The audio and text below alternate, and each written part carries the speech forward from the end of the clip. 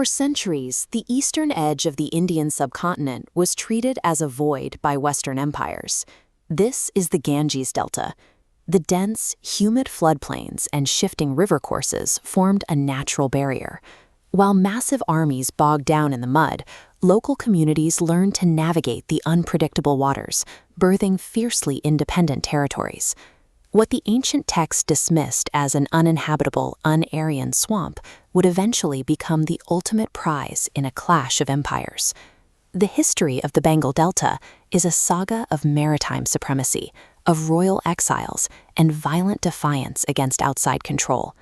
By the 3rd century BCE, the territory known as Vanga had transformed from an isolated fringe into a highly organized maritime powerhouse. Greek and Roman historians recorded rumors of a kingdom they called the Gangaridae. According to writers like Megasthenes, this kingdom maintained a colossal force of war elephants, a deterrent so terrifying it reportedly convinced Alexander the Great's army to halt their eastward advance. We can see the enduring riverine culture in these traditional boats. Operating from Tamralipti, the ancient Vanga traded fine muslins for Roman silver. The hostile geography of the delta acted as a natural fortress. Protected by the rivers, Vanga converted its difficult landscape into a strategic advantage, controlling both the wealth and the security of the lower delta.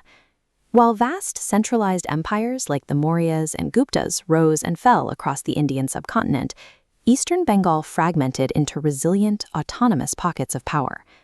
During the early medieval period, a succession of minor ruling powers, the Khadgas, the Devas, and the Chandras, governed from secure fortress cities tucked deep within the delta.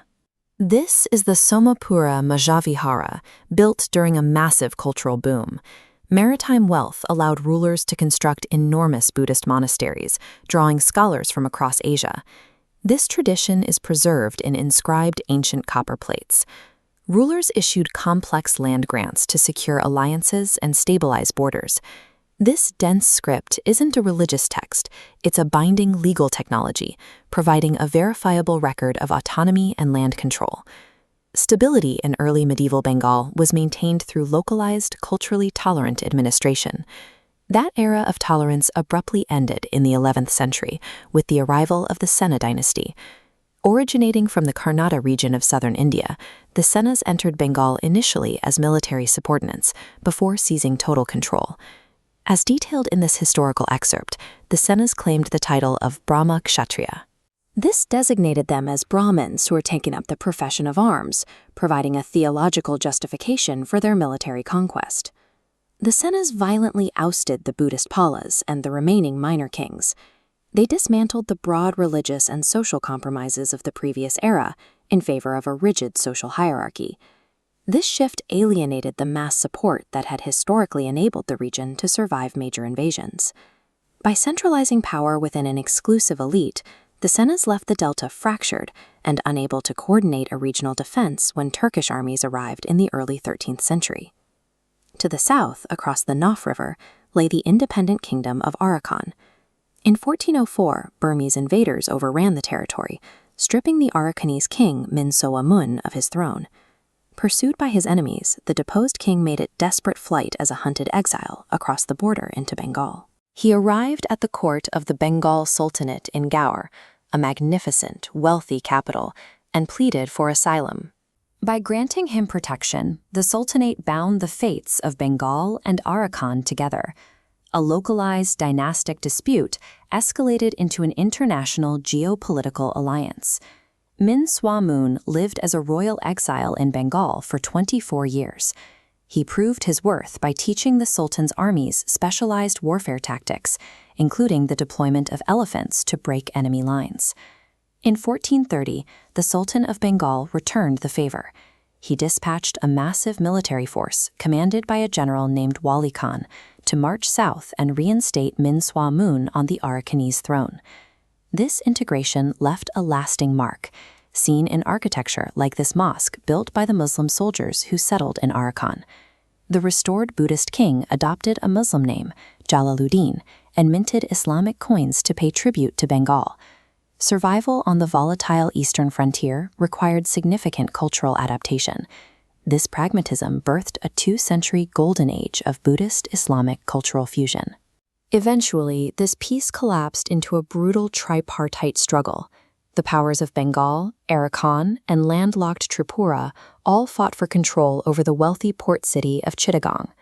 Arakan successfully seized the port, holding it under a military occupation for the next 80 years. In the 17th century, the Arakanese formed a mercenary alliance with newly arrived Portuguese pirates.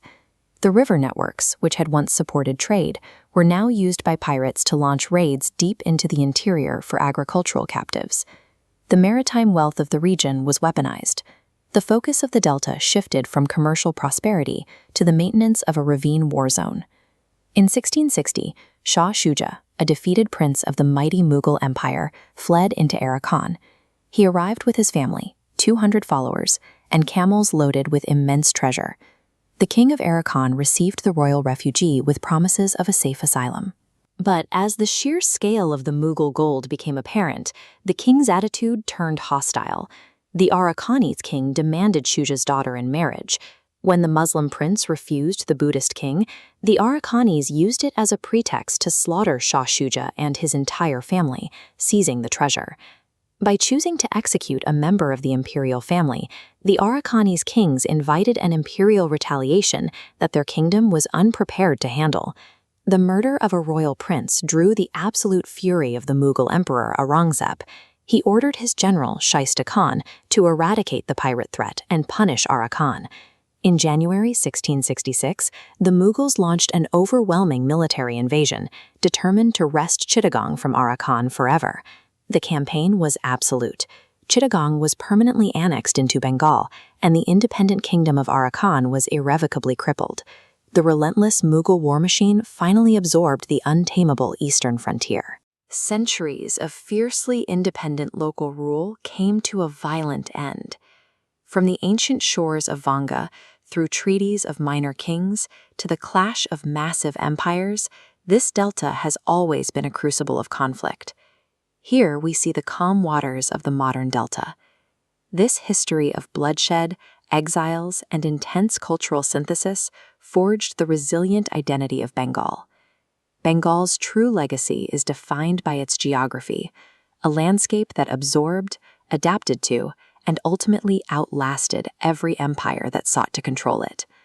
If you found this deep dive into the history of Bengal fascinating, please like the video, share it with a fellow history enthusiast, and subscribe to AKHARA Study for more.